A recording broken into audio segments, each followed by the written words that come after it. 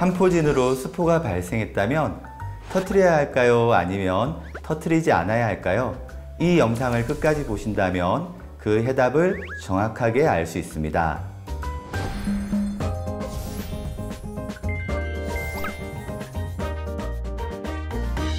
안녕하세요. 생기한의원 박시영 한의사입니다. 한포진은 수포, 그러니까 물집이 손발에 생기는 질환입니다.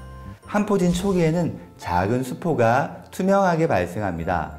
환한 햇빛 아래에서 잘 비춰봐야 보일 정도로 수포가 작고 가려움증이나 따가움증도 느껴지지 않는 경우가 대부분입니다.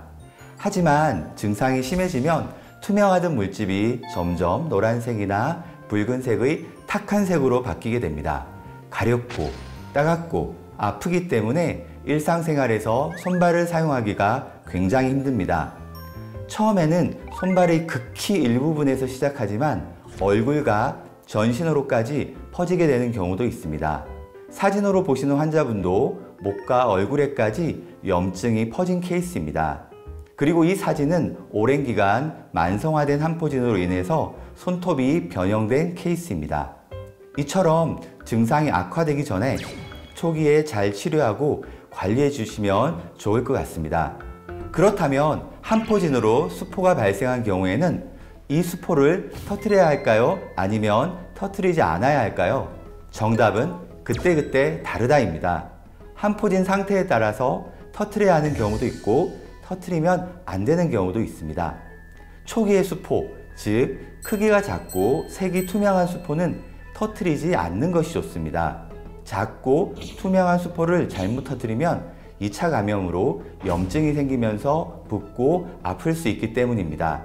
그래서 수포가 생긴 부위는 절대 건드리지 마시고 생리식염수에 충분히 적신 거즈를 스포하는 웨트드레싱만 자주 해주시는 것이 좋습니다.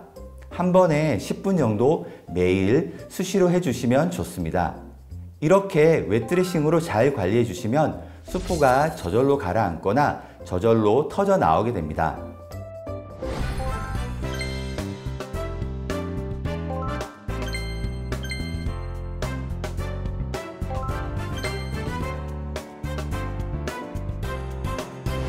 그렇다면 한포진 수포를 터뜨려야 하는 경우는 어떤 경우일까요? 한포진이 어느 정도 진행되어서 수포가 합쳐지고 커진 경우에는 터뜨리는 것이 좋습니다. 또 수포의 색이 노랗거나 붉은 경우에도 터뜨리는 것이 좋습니다. 이때 수포를 터뜨리는 방법도 중요합니다. 아무렇게나 막 터뜨리면 증상이 악화될 수 있기 때문입니다. 물론 의료기관에서 안전하게 터뜨리는 것이 가장 좋겠지만 집에서 직접 터뜨릴 수 있는 방법을 알려드리겠습니다. 수포를 터뜨릴 때는 일회용 란셋을 이용하는 것이 가장 안전합니다.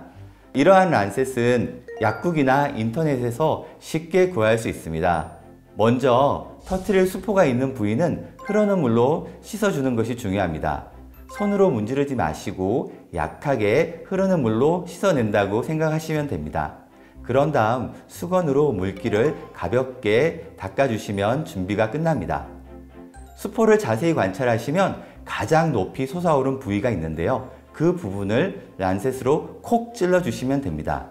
그러면 수포액이 흘러나오게 됩니다. 수포가 너무 큰 경우에는 수포액이 고여있는 부분도 란셋으로 살짝 찔러줍니다. 이때 흘러나오는 수포액은 휴지로 닦아내지 마시고 수포를 터뜨린 그 부위에 바로 웨트드레싱을 하는 것이 좋습니다. 알코올이나 과산화수소 그리고 빨간약이라고 부르는 포비돈 요오드를 이용해서 소독을 하면 오히려 상체에 더 자극을 주고 증상이 더 심해질 수 있습니다. 생리식염수를 이용한 웨트드레싱만으로도 충분히 2차 감염을 예방할 수 있습니다. 다시 한번 정리해 드리자면 작은 사이즈의 투명한 수포는 터뜨리지 않는 것이 좋습니다. 하지만 큰 사이즈의 수포 혹은 노랗거나 붉거나 탁한 수포는 터뜨리는 것이 좋습니다. 한포진 치료나 관리에 대해서 더 궁금하신 점은 아래 댓글로 남겨주시면 답변 드리겠습니다. 이 영상이 도움이 되셨다면 구독, 좋아요, 알림 설정 부탁드립니다.